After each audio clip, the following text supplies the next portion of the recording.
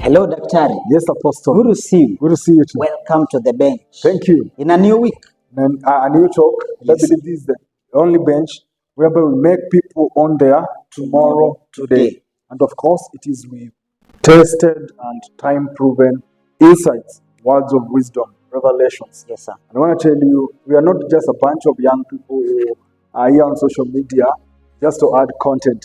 Yes, Each sir. of us has got vast experience. How long have you been dealing with audiences of people giving them life? I've been dealing with this from around 2013. 2013 to That's 2024. 10, 11. That's 11 years. Similarly, I believe since 2014, Yes, sir. not even 2014, 2012, since Yes, high sir. school, Yes, sir. I was standing before people and giving them words of wisdom. Therefore, I believe our combination of the style, combination of our experience, and the content which you have accumulated over time gives us a top notch of addressing our audience.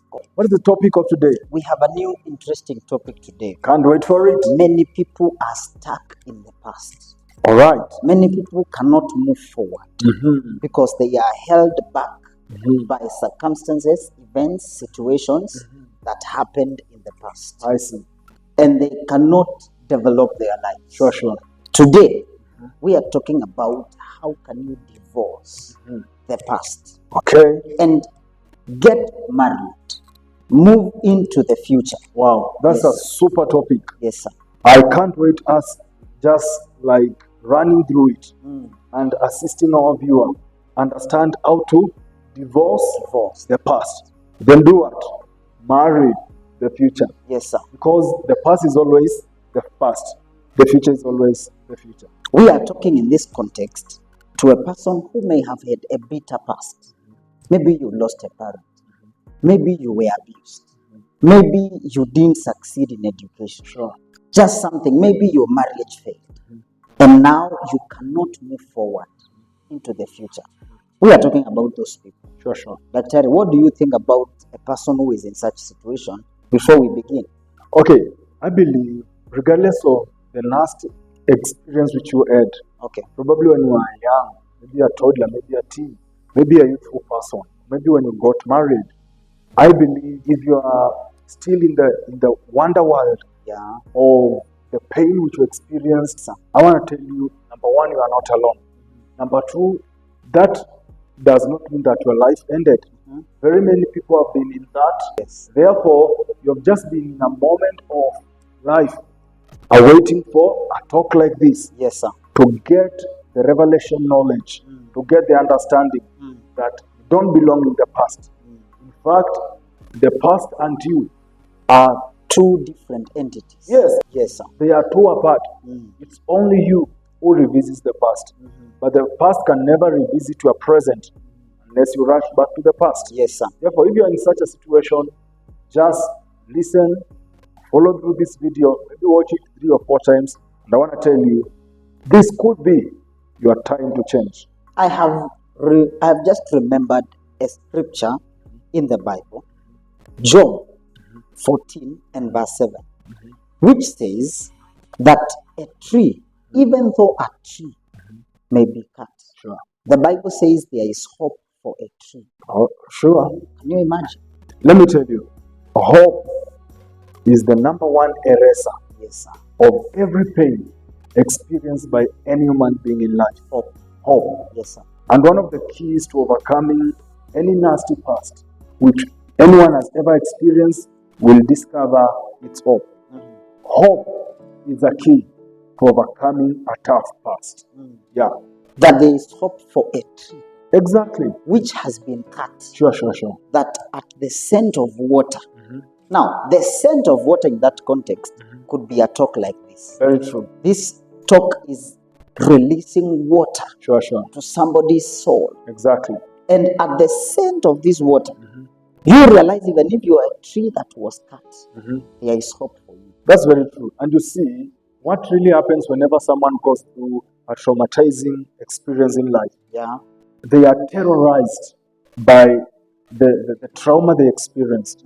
And this is what now, when you keep on revisit what either someone did to you, Yeah. or maybe a mistake you did to yourself, and maybe you messed up your life, or maybe life took another route from the route which you expected Yeah. it to take. What that past keeps on lying to you is that your potential died.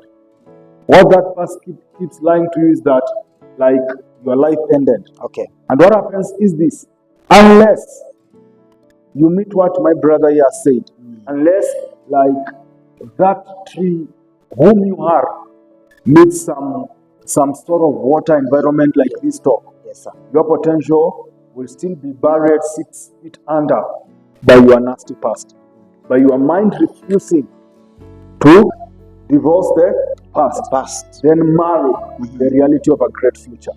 Yeah. Tell me, what is the past in someone's context who is listening to us? Awesome. Now, the funniest bit is the past can be a moment of pain Okay. or a moment of pleasure which we experienced in the back days. Okay. And then, for one reason or another, we choose to keep on visiting that moment of pleasure, Clinging to it. exactly, or clinging to it, or that moment of pain. And we cling on it or we revisit it so much, such that our bodies or the biochemistry of our being starts bringing forth feelings which enter or which dictate how we carry ourselves in the present. So that is what we can define as the past. Now, someone may be saying, you keep saying there is hope, there is this and that, we can divorce the past. What we are aiming at is the future. Sure.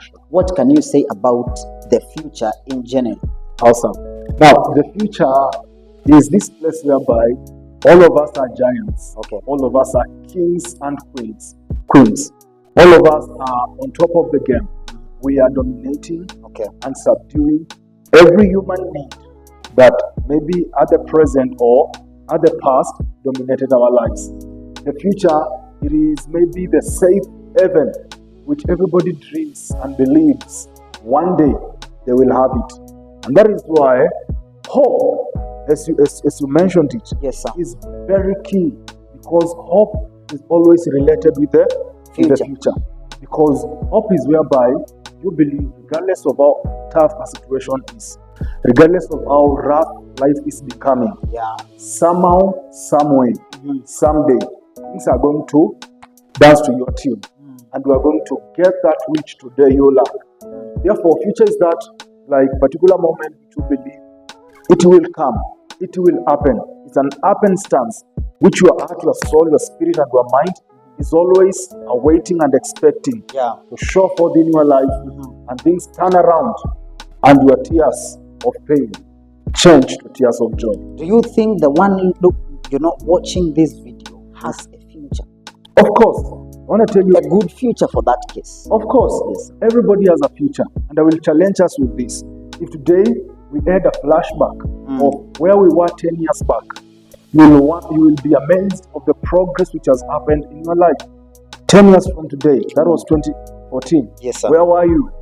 I was in campus. Probably in campus, empty pockets, probably you never had a bank account. It was a pain. I had no bank account for sure. You see, nobody knew you. Today, The story is different. Yes, you can enjoy lunch at any place Yes, sir. of your choice. Yes, sir. Things have really changed. 10 years down the line, I was also at campus, broke. I remember there's a day as I was walking along the streets of Kenyatta University. Yes, sir. I happened to collect 10 shillings coin. And I want to tell you that 10 shillings coin, It was life-saving. yes, In the mess in Kenyatta University, exactly. we used to have ugali at 7 o'clock. I tell you. And there was very, very nice beef soup. Yeah, which for was free. Which was for free.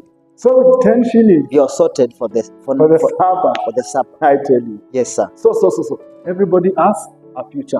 And that is why I want to tell you, today, the situation which you are in, 10 years from now, completely that situation will be history.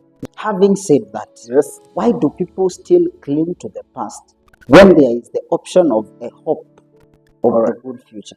Okay, I believe the reason why people cling to the past is because they refuse to detach from either a moment of pain or a moment of pleasure which they experienced.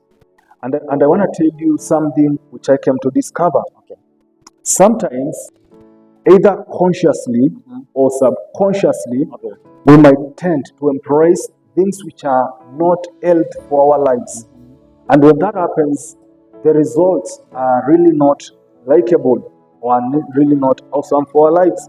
Because let's say, for instance, maybe someone molested you if you are a young girl when you are young. Yeah. Or maybe someone abused you if you are a man or a boy when you are young. Yeah. Now, that experience, of course, led you to a point of rejecting yourself, having a perspective of this particular person did what they did to me because I was vulnerable, because I could not fight back.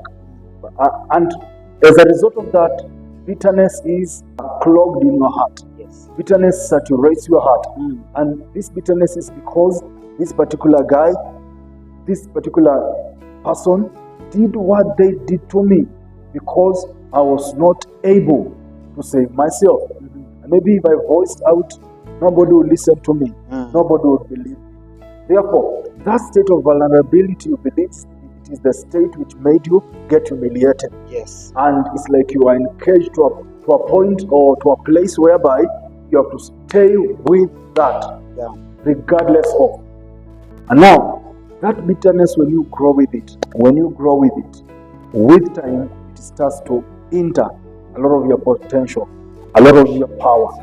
Clogs your potential. Yes, it clogs your potential, and it starts to act as a major limitation in every area of your life. It's spiritual life, be it financial life, career or professional life, any area of your life, that bitterness acts as a limitation. Now, because every time you don't do well in an area, you deep down yourself, you know, it is because there's this particular bitterness in me, which is my limiting factor. So you will always be associating every failure in your life with that particular past. And that is why that past will remain one with you until you decide to divorce it. Until you decide, yes, this particular guy did this thing to me, but the person never took my life. I still have my hands. I still have my heart. My heart is still pumping. As far as you have that, you just reach to the point where Nelson Mandela said, whenever you decide to hate someone or not to forgive someone, what happens is you start dying from within. It is like bitterness starts consuming you from within. And maybe the other guy might be hanging up with his buddies.